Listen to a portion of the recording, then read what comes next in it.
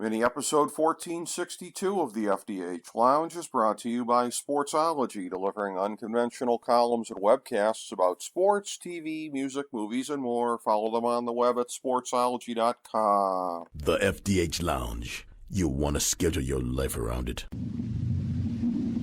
A long time ago, on a gloomy, wet Cleveland spring night, two men stand alone amidst the late-night drizzle. Their voices echo across the vacant station parking lot as they debate the merits of the great American radio show that have been missing for far too long. On that night, an idea was born. That idea became the FDH Lounge.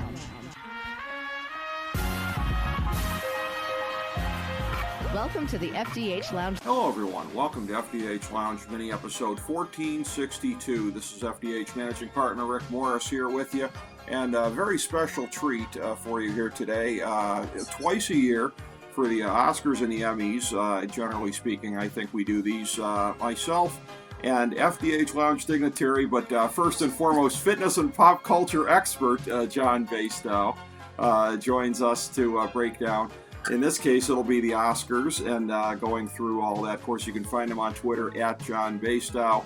Of course, his show is blowing up. JV's Fantastic Finds on Facebook. You can now find it on cable advertising, apparently all over the place. No less a luminary than my own father has told me that he has seen the ad pop up. So it's popping up everywhere here as well. It should. And of course, author of the great book, Fitness Made Simple. And again, this is a thing here, John, where normally we comb through and we might have to kind of think, what we're going to cover from the ceremony, what are the things that really kind of jump out at us. But to get a pop culture moment that is the equivalent of Where Were You When Kennedy Was Shot? And by that, of course, I'm of course referring to Jessica Chastain's heartfelt acceptance speech for Best Actress. I don't think we'll ever forget where we were when we heard that speech. So. When you said Jessica Chastain, I thought you were going to go to the dress. Yeah. I thought you were going to go to the speech. Yes. the dress from The Eyes of Tammy Faye, that was that. Actually, the dress was really cool, I thought. But yeah, this year, the Oscars came out swinging. They did indeed. And, since you mentioned apparel there, it's, relative to some of the other things we talk about, I'm sure it's going to get short shrift here. But as far as the red carpet goes, I always make it a habit to acquaint myself with some of the things out there. And you've commented in the past, and I think you're right about this, it's a bit more staid, perhaps, at the Oscars than it is the Emmys. It's more of an entertainment industry establishment kind of a deal, so you don't have people going quite as crazy, generally speaking. The two things that jumped out at me were Timothée Chalamet with the no shirt with his tux there, so I'm sure like he was about ready to fight a bull. Yes, 100%. That was. I'm sure that was a thrill for all the ladies out there. And then for the other side of the spectrum here, Kristen Stewart with the very short shorts. May I say that I'm sure that was pants optional viewing for a good part of America, John Basedow. Well, I was saying, it was the Oscars are usually, you're 100% right. I do usually say they're more staid than like the Grammys, or of course when we did the MTV VMAs, when we talk about that. I mean, that's always wild. Yes. However, this year, I think because it's almost like they've been toned down or non-existent for 3 years almost. That they, literally came out swinging, and even in the fashion and stuff like that, and in the stuff on the red carpets, there were a lot more like eye-catching things, and a lot more risk takers, and a lot more shockers that you saw, and a lot more skin, like Kristen Stewart's red carpet ensemble, Timothée Chalamet. You had a lot more skin popping up. Absolutely, and I to use the cliche that a lot of people are using for such things here. Big fan of Kristen Stewart's choice. Respectfully, of course, John. But, it was, you were right about that, a few more risks, a few more things being a little bit different, almost as though this were the first spring coming up here in 2 years, which in many ways I guess it kind of is, although I think to a certain extent we kind of felt that way last year before some of the coronavirus stuff popped up again here. But this year, more than last year even, there is a sense, I think, of turning the corner and being ready for that. And I think you're right that the red carpet reflected that. And again, a show that kind of proceeded here with the three female comedians co-hosting it. Well, not all of them comedians, I guess, but the comedians / actresses, shall we say. And it was a thing where it proceeded along here to, of course, the moment that we referred to tongue-in-cheek a few times here now. This thing with Chris Rock and Will Smith, it's one of these things where I know this is a thing of probably being prisoner of the moment, but I mean, in terms of like the thing that is like the first line of your obituary, I mean, are we going to look at these guys, when they're older, Chris Rock, the guy that got slapped, did you know he was on Saturday Night Live and he had quite a comedy career and he had a show called Everybody Hates Chris? And this Will Smith guy, the guy that slapped him, did you know that he was the Fresh Prince of Bel-Air? And prior to that, he was a rapper of the Fresh Prince. I mean, is this going to seriously overshadow everything that they've ever done? Because in a weird kind of way, maybe it's prisoner of the moment. It almost feels like both of them, their whole lives were leading up to that moment.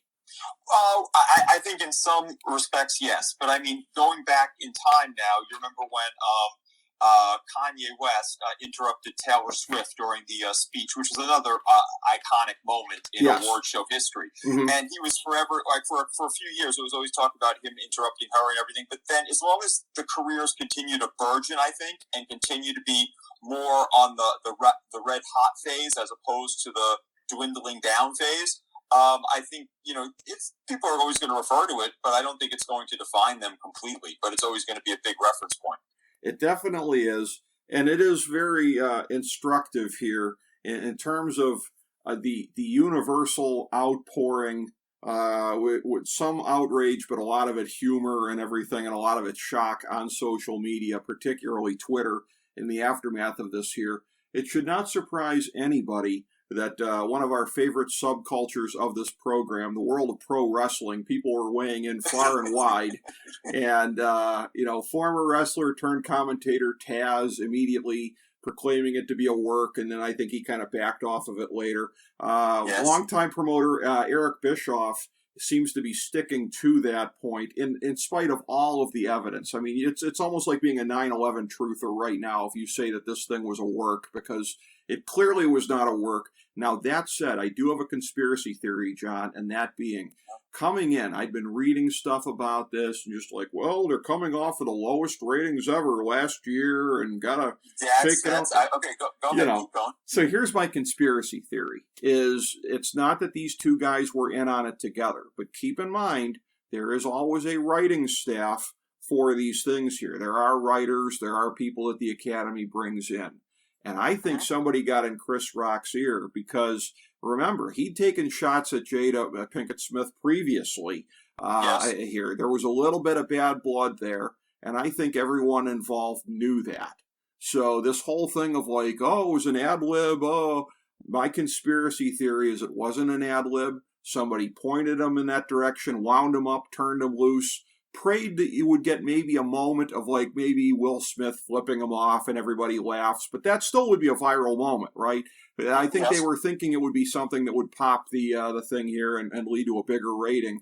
And it led to something bigger than any of the conspiracy people thought it could be, any of the people in on the conspiracy. That's my whole thing here, is that there were people that were aiming for this kind of a moment, and they put the thought in Chris Rock's mouth that that's a direction he should go in. That's my theory. I have no proof, but I always look at the whole thing. It could who benefits? They could have been just planting the seed and seeing what grew, and you just didn't know you were going to have a tree grow out of it as opposed to a little vine. I mean, this was a redwood forest that grew out of it.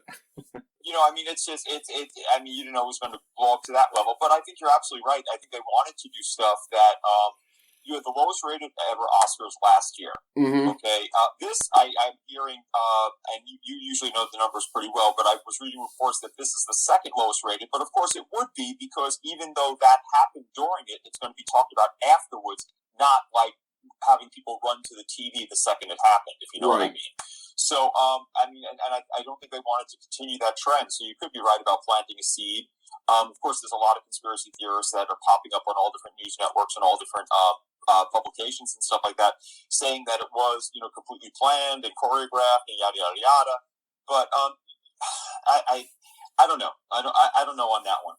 Well, I'm pretty sure it's not because, again, particularly the individuals involved, it's not like either one of them comes out of it looking great, especially Will Smith. I mean, Will Smith stepped all over the night that he becomes the recipient of the Best Actor award. And that was like the only movie I saw out of all the nominated movies. And I love that movie because playing competitive tennis as a kid, I mean, I grew up in that whole thing with Venus and Serena and Monica Seles and all the people they were having in there with Jennifer Capriati when Jennifer Capriati was having issues and stuff like that that they were going over in the movie and everything, and how Richard Williams, I thought that was an iconic story when it was happening. Yeah. So the fact that they made a movie of it was like, and it was something that was definitely deserved.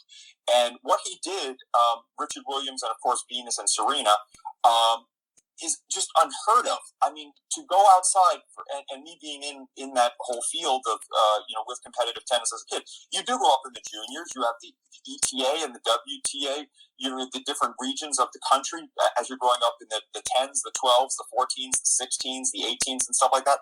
And for somebody to go outside of that whole spectrum and become self-taught, not even competing on that level, that you go naturally into the pros from there, and doing it a whole different path, and then all of a sudden, her first major tournament, almost beating Arantxa Sanchez Vicario, who was number one at that time, right, taking the first set and everything. That is unheard of. It's beyond unheard of. And that movie was awesome. Yes, that's what I heard. I didn't get to see it. By the way, my little connection to the movie, slight though it is, this year in the FantasyDraftHelp.com Experts Mock Draft, I picked up Serena Williams in the third round, buying low, John Basedow.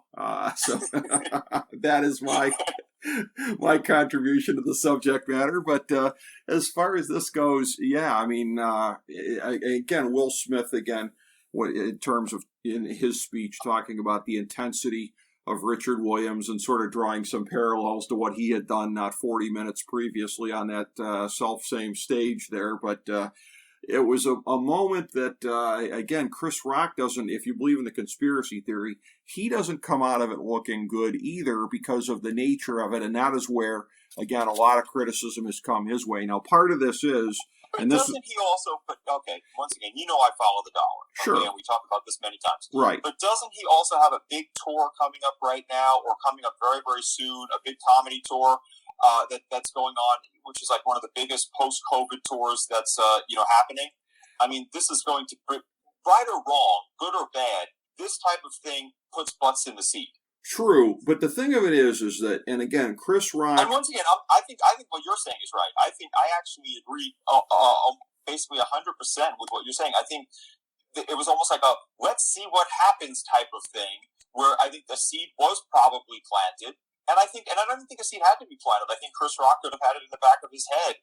This might be, sort of a good thing to do to just, get some sort of buzz about the show. Not necessarily get popped in the face, but right, get some sort of buzz about the show that will be talked about after the fact. Well, and in terms of ratings, as you mentioned before, it was a little bit below 10 million last year, lowest ever. And of course, we're talking domestically here, not worldwide. A little over 15 million I saw in the overnights. I didn't see, there weren't like advanced breakdowns available when I was looking earlier.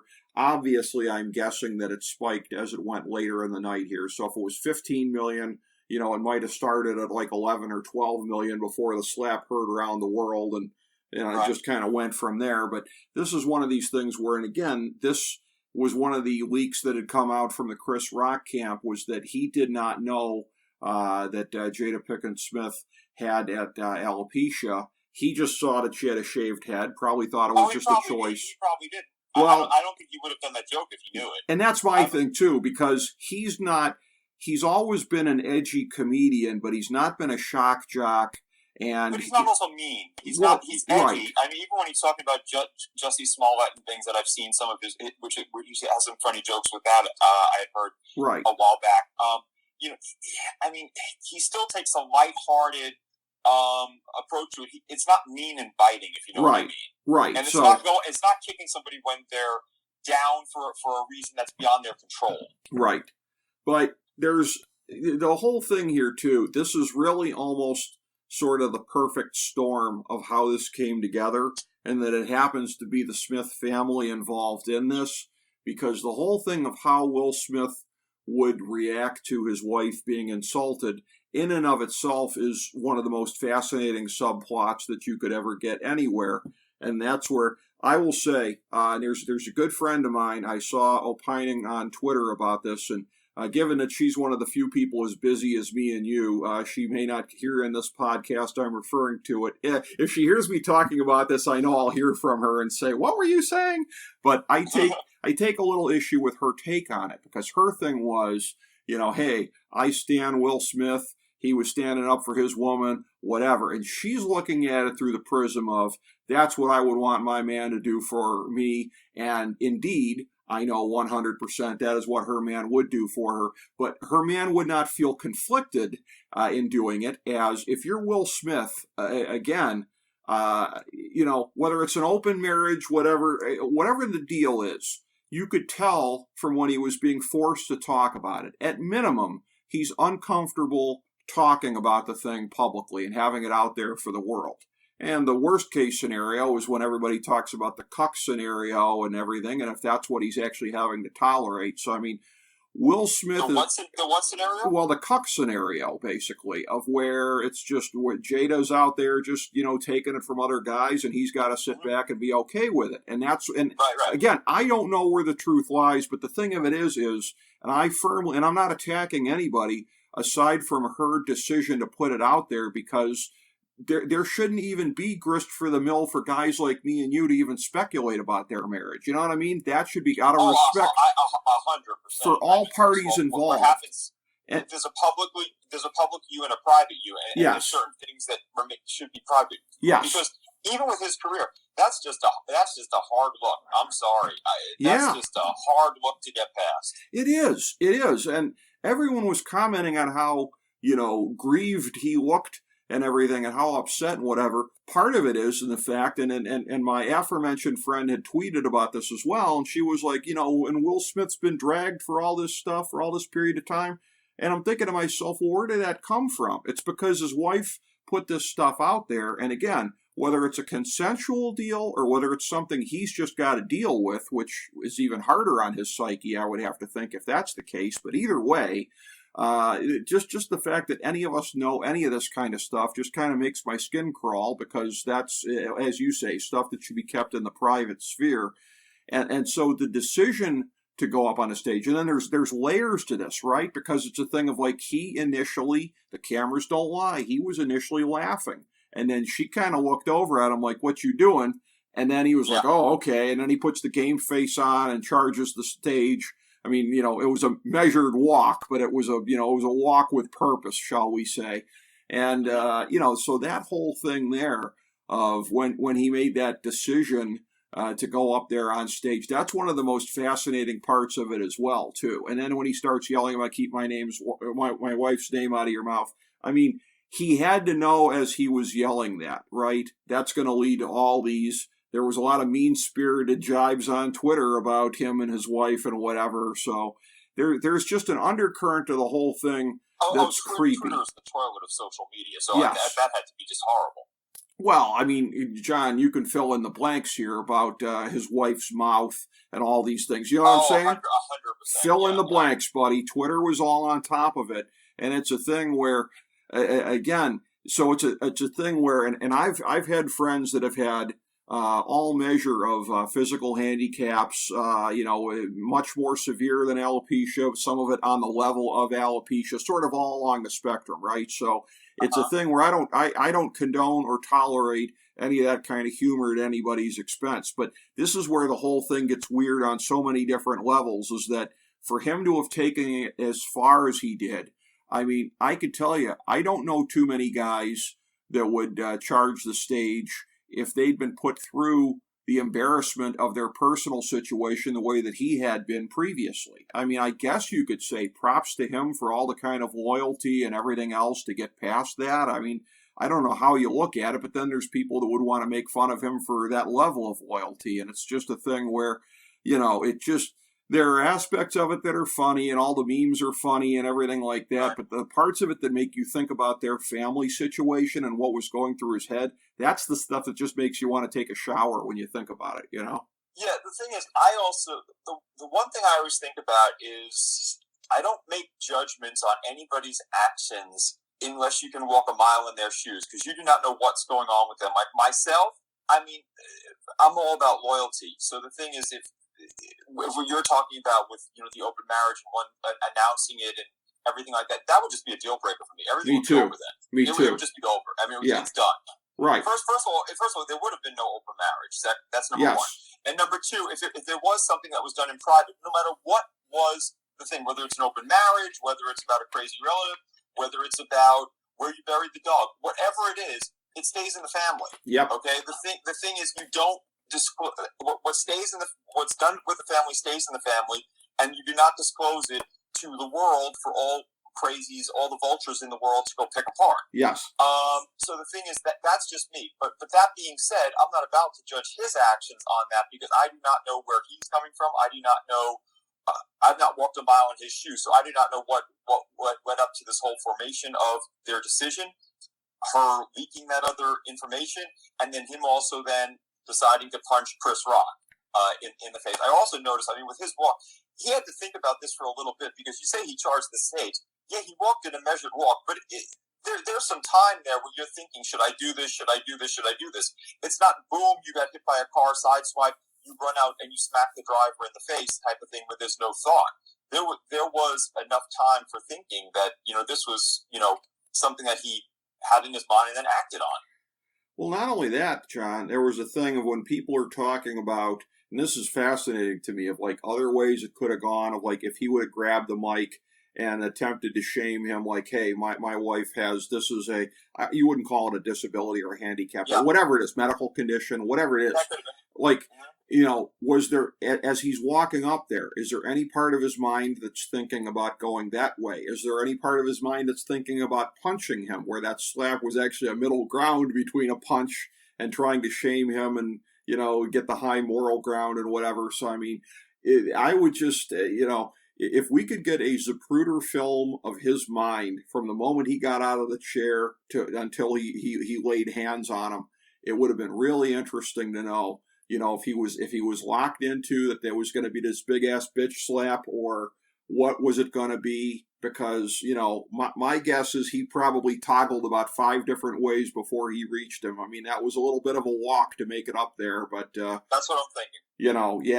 It could have gone any number of ways, and it's just the whole thing. I got to tell you, so this is a thing where last night I'm watching Billions on Showtime, watching that on my tablet. Because you love Billions. Because I love Billions, yeah, exactly. I love Billions. So I'm watching that, but on the TV, right? I got it on the TV, but I got it muted.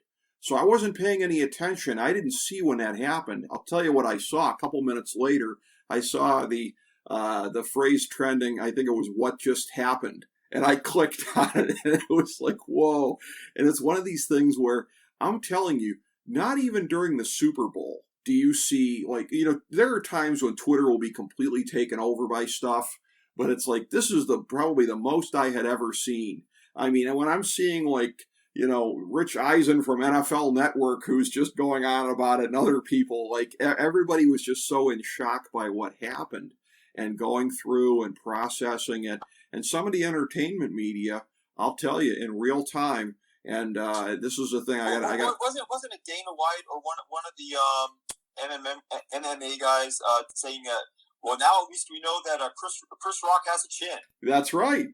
There was that angle to it, and some of the entertainment media out there. I'm going to take my hat off to a new, good-sized website covering major stories, Puck News. We had on one of the founding members, William Cohen, on the show not long ago, but the gentleman that was covering entertainment for them, who was, I believe, on site, I think I retweeted a couple things from them speculating about like, what's going to happen? Does he just get to go sit back down in his chair and the Academy lets this go? I mean, there's the optics of he was a very heavy favorite to win for Best Actor.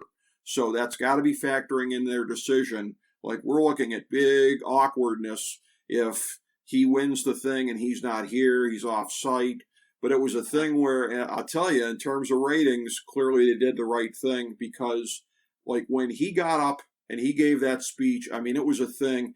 And I could just feel the camera zooming in on him, right? There are times in life when you can feel a camera visibly zooming in on somebody. The entire world was holding their breath, waiting to hear what he was going to say and how he was going to address what happened. I mean, that was the original unique moment number 2, feeding off of the first one there. No, definitely. And I mean, he points out also, I mean, in his speech, he talked about how in Hollywood I don't know if he actually used the words thick skin, but you have to take being dogged and you have to take, being talked about, and you have to, deal with these different things. And that's the other side of Hollywood. In this case, Chris Rock talking about his wife and making a joke a while back years ago. And then again, on that night. I think, it brought a lot of attention to the Oscars and it brought a lot of attention to the moment.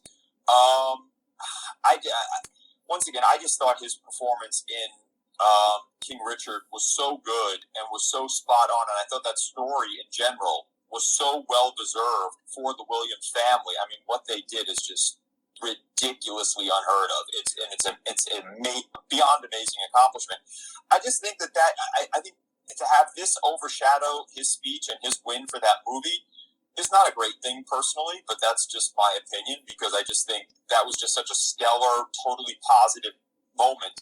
And to have this be the more talked about thing and also overshadowing that, it puts a little stain on it, but that's just what it is. But that's also what gets the eyeballs on the show. It is, too. And that's a thing where, and I tend to, you mentioned, UFC before, and that's where, whether it be UFC, boxing, or quite frankly, even in, again, what might be more my forte, the worked world of pro wrestling, it's one of these things where in any of those things, when you're the world heavyweight champion, that's basically royalty, right? And the equivalent of that is when you as an actor have won Best Actor or Best Actress. I mean, that's a thing where, that's, you're made for life once you've done that. I was scrolling through a list of past winners, and one of the ones that I thought was sort of a little bit in some ways similar to this was when Jamie Foxx won it, of somebody who had previously been known for more of a comedic bent, but established himself doing the dramatic side of things here.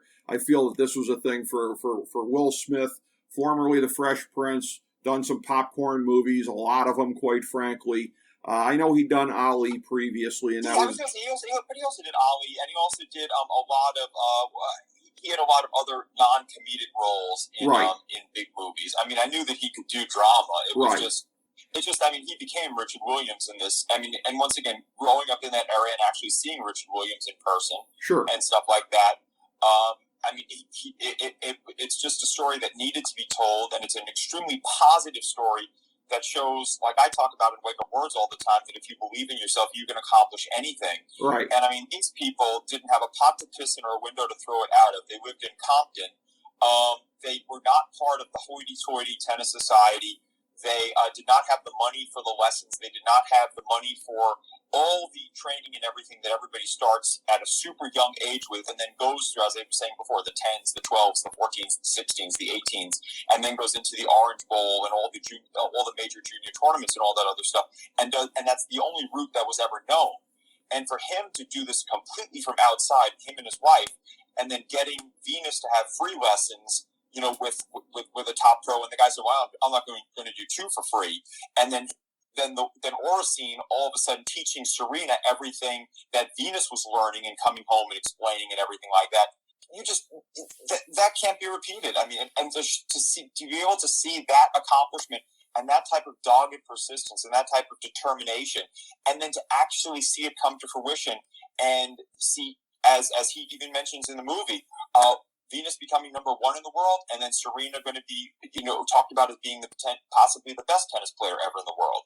I mean, you can't make that prediction with a 10 and 12-year-old person, let alone somebody who is financially challenged and not in the circles where the other players and the other contenders for these titles are.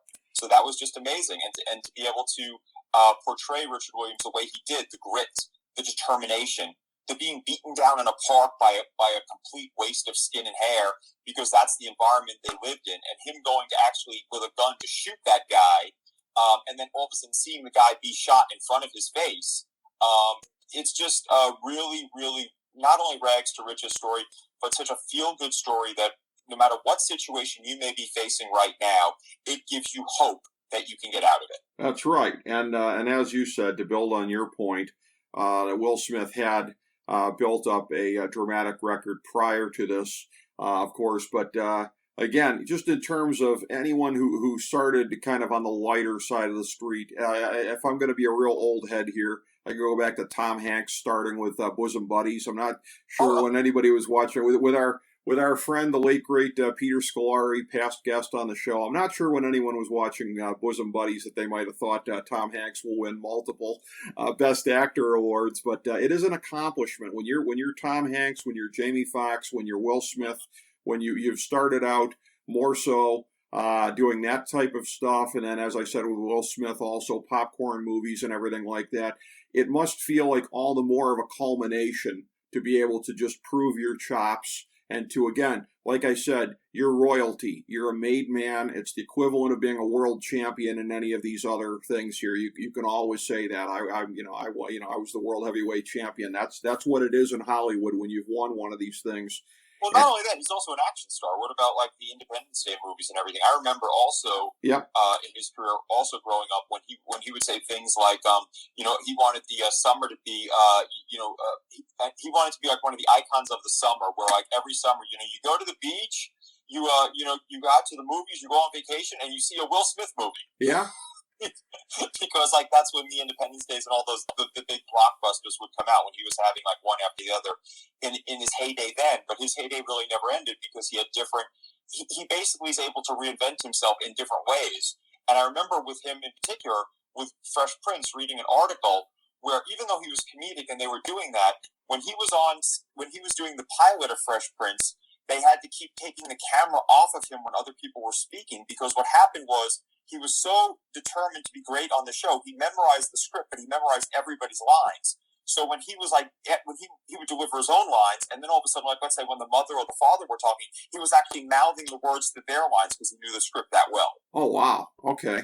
Yeah. I mean, I'd never heard that. That's determined. That's also, by the way, Venus Williams, Richard Williams, and Serena Williams' determination right there. Yes. I mean, he even talked about how he read the script. It was such a big thing, and he was so.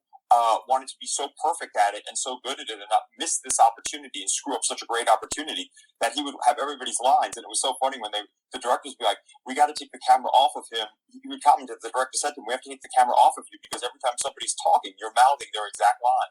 Wow. Okay. Yeah, I didn't know that about him. And again, so yeah, the kind of intensity that he brings to those kind of roles, and intensity. We got to see that intensity in real life here. Art imitates life, and vice versa, in getting to see this kind of a moment. And again, it is something that in the end played a monumental role in the ratings being up 50% from last year. And again, still second lowest ever, but this is kind of where we're at now. That's the kind of baseline that they're figuring, to get out from underneath. And it's a thing here too of whether you believe my conspiracy theory that somebody might have been ginning this up, putting the idea for the joke in Chris Rock's ear, like you said, planting a seed, not knowing what might come out of it. It's going to be one of these things here where going forward, because I think people are going to be sniffing for this even more so. There's already enough cynicism here.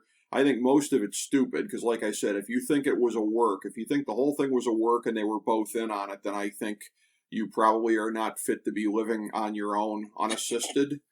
Shall we say? But I think the seed theory is more accurate. But also, what's interesting though, because, and once again, I did not have a chance to watch every news broadcast. I'm just saying the ones that I happened to catch, and there were a number of them, like bits and pieces in here. There is not one broadcast, and I'm not kidding, for today, and there probably were tons that did do it. But I mean, there's not one broadcast that I saw that mentioned anything but this. I mean, normally after the Oscars, there's a little bit of talk about, even on like obviously on like an E or something, there's a lot of talk about fashion and things.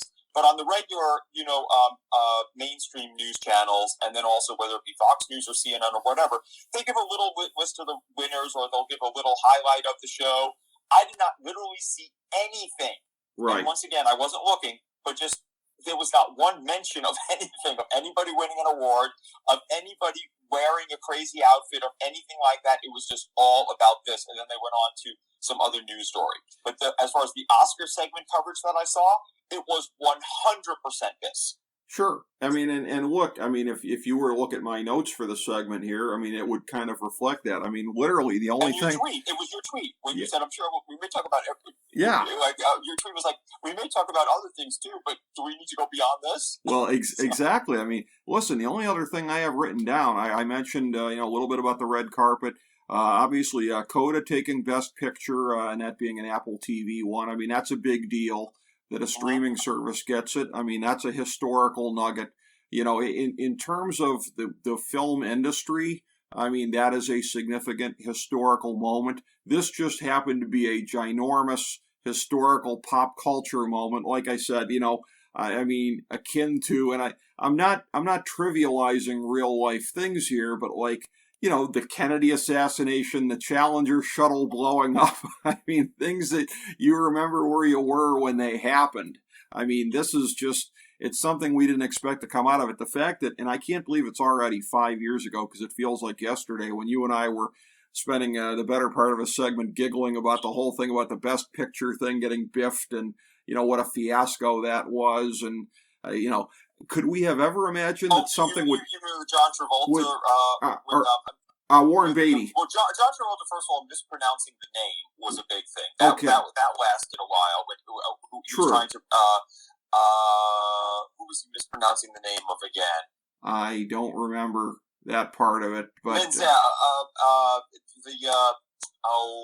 Because he goes, the lovely and talented, and then mispronounce the name. That was a big thing. That's it. Eventually fades into oblivion. Okay. And then of course when reading the wrong winner. Yeah, the wrong winner. The envelope gets given to Warren Beatty and Faye Dunaway, and the fiasco of that. And I mean, I don't think we could have ever imagined anything topping that, because pop culture-wise, that was pretty big. I mean, at least for a couple of days anyways, it was pretty big. Versus a thing of like, we're still prisoner of the moment. It's barely 24 hours since we're recording this. But by the same token, I mean, this doesn't feel like the kind of thing that's going to be forgotten by Friday, if you know what I mean. Like, this is something where this is going to linger. This is going to be a pop culture milestone here. I think for some time to come, because the thing of it is, and this is what it reminded me of, is that in terms of, again, the whole nature of the ratings, and the ratings going down in recent years, well, really, outside of the NFL and maybe college football to an extent, whatever, but everything's getting splintered. I mean, even some sports are really, baseball continues to go down, hockey, etc. It's the rare sports that don't go down significantly because of the bifurcation of the audience, all the different choices that are available. One of our FDH Lounge dignitaries, Ben Chu, has postulated, I think correctly, that starting with the pandemic, the explosion of streaming, the fact that people were relying on streaming more than ever before for their entertainment when the entertainment industry ground to a halt in that spring of 2020, and he said it's never gone back to what it was before, and I agree with him on that. I think streaming takes more of a bite out of things than it did previously. But with live sports, again, football, whether it be college or pro, that's a thing where it's why it demands the highest ad rates, because you're watching it, it's live sports, anything can happen. And that was a moment on TV. How many moments do we get anymore that are truly shocking? A moment where it's like, oh, anything could happen here.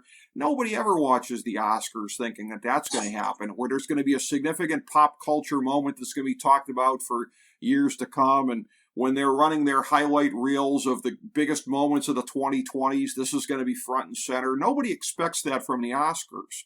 And we got that kind of a moment, that holy crap, I'm always going to remember where I was when this happened kind of a thing. That's what it reminded me of, and that's why the ad rates for, select pro sports remain as high as they do. Because in this day and age, it's pretty much almost, only some pro sports that give you that moment of you may miss a real moment of history here. No, I completely understood. By the way, it was Idina Menzel. Okay. Was who John Travolta Mission. That's right. Yeah, you don't get that. I mean, the most you get is like the 7-second delay covering a curse or something like that. It's not somebody walking on stage, one A-lister walking on stage, popping another A-lister. Right. And it is also, I mean, the reason why it's going to also be talked about so much is it's just bizarre. It's just, I mean, if somebody said, I think this is going to happen at the Oscars, you say, what are you smoking? So it's just, once again, pretty much unheard of ever happening, which brings it to a new reality as far as these award shows go. And it also could possibly bring a lot more eyeballs on the Grammys coming up, could possibly bring a lot more eyeballs on other award shows, or may just lead to more water cooler talk and nobody actually watching the shows, or the numbers continuing to plummet. It could be, yeah, it could go either way. This is a thing where, I mean, ironically, for a show held in a theater, as I ask you your thoughts on anything else that you thought was noteworthy, I'm sure from the PR perspective of the Academy Awards, it's almost like saying, other than that, how was the play, Mrs. Lincoln? Yes, that very, very good point. Very good point. And one thing that was noteworthy, was interesting, was it was after 3 years of no hosts, we have 1 year of 3 hosts. Right. So making up for the 3 missing ones. That's I don't right. know if anybody caught that. That's right. And I will say too. I mean, I'm not the biggest Amy Schumer guy, but the whole thing of like when she comes back in after that segment, she's like, I was out in the lobby. What did I miss? Okay, like that was. Oh, no, she was like, I feel a different vibe. Yeah. I think the vibe of the room has changed. Right. Yeah. I mean, let's just keep it moving. That was like, playing off of it the way that she did. I will give credit there. And as I say, it doesn't come, as naturally for me to do, because I'm not necessarily a big fan, but she played that one right, and the night definitely had a lot of interesting moments, and the awards that were given out. We mentioned Jessica Chastain getting for Best Actress, and Coda for the Best Motion Picture. So they're and also first I believe it was first deaf actor to win as Best Supporting Actor. That's right. Troy Kutzer winning for that, and for Best Supporting Actress, Ariana DeBose from West Side Story, and which I also believe was a first. I know that was a big. That she was the first openly gay woman, I think, to win for Best Supporting Actress. Oh, okay.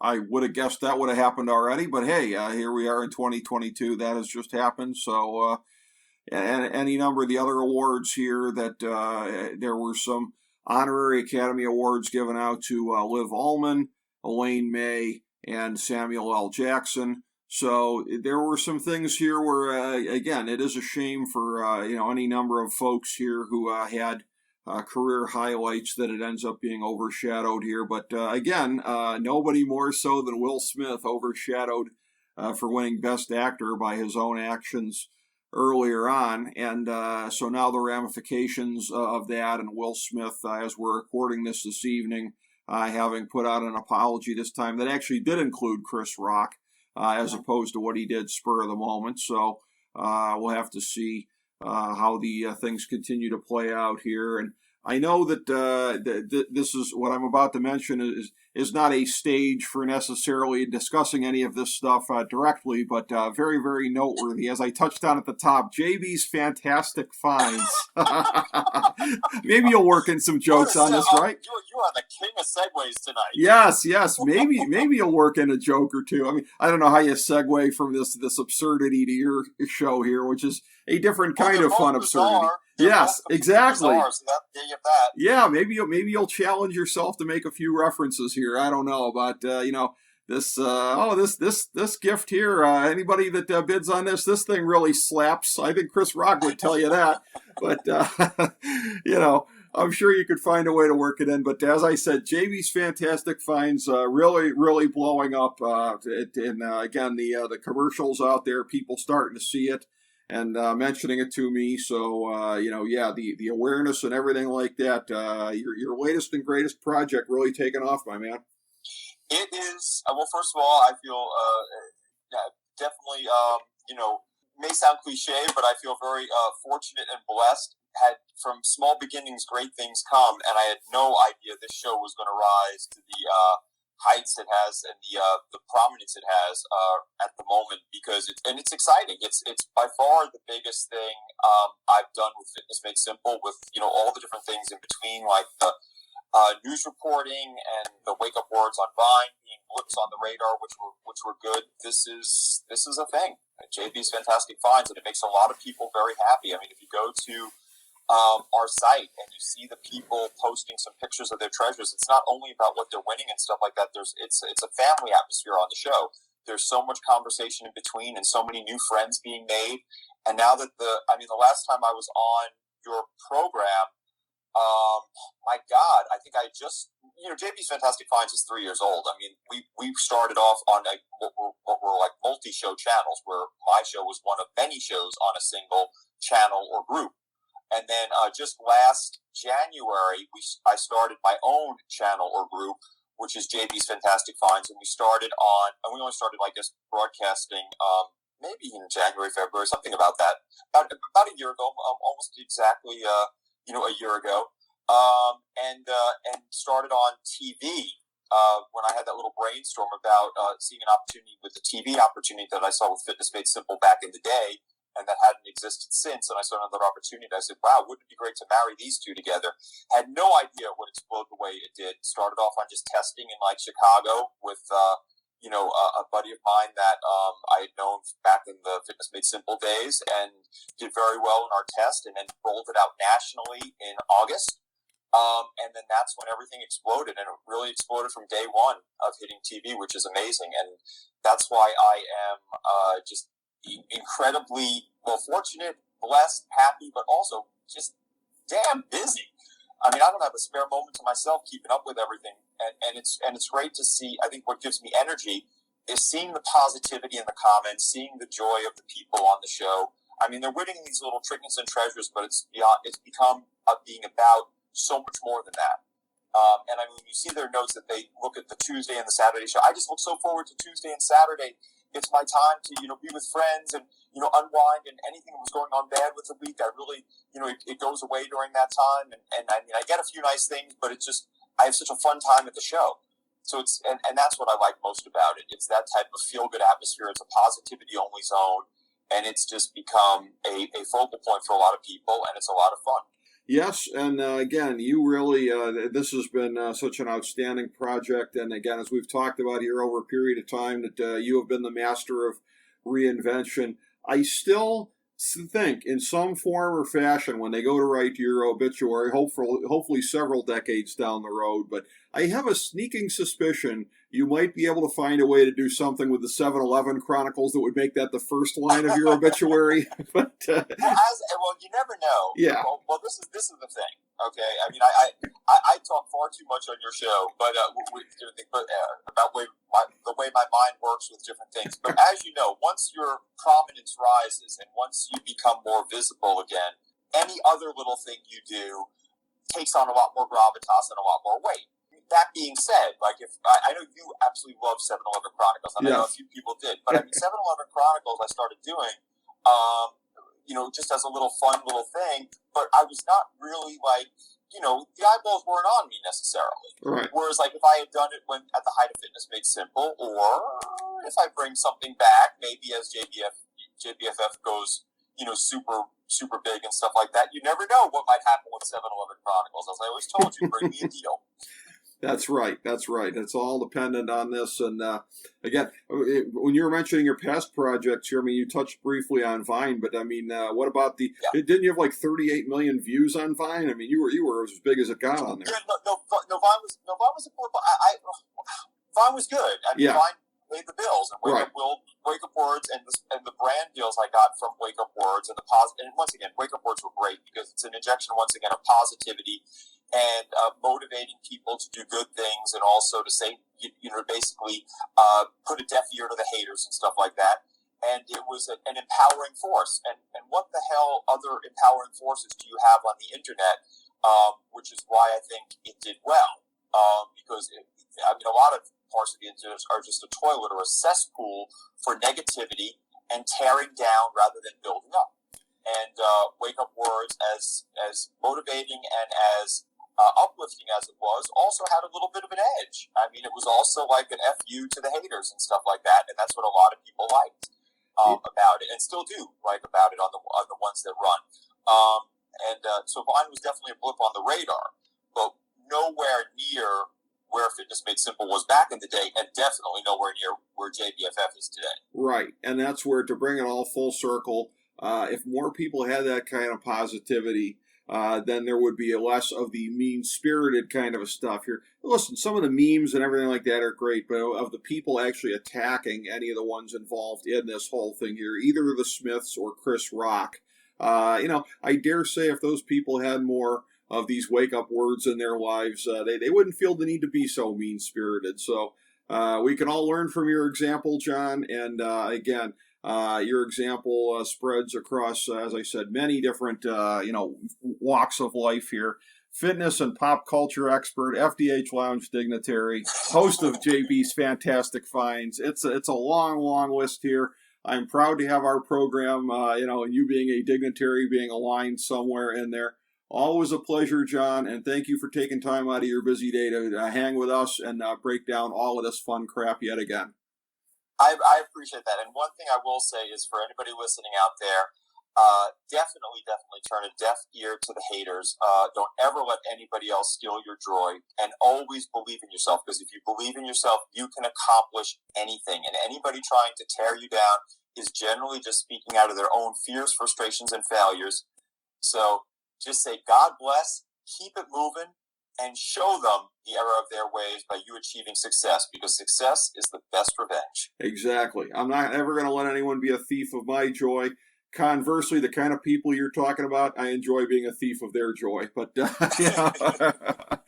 but that's what keeps the world going around here. And again, look forward to catching up with you again subsequently. John, thank you so much for your time. Thank you, everybody, for joining us for FDH Lounge mini episode 1462.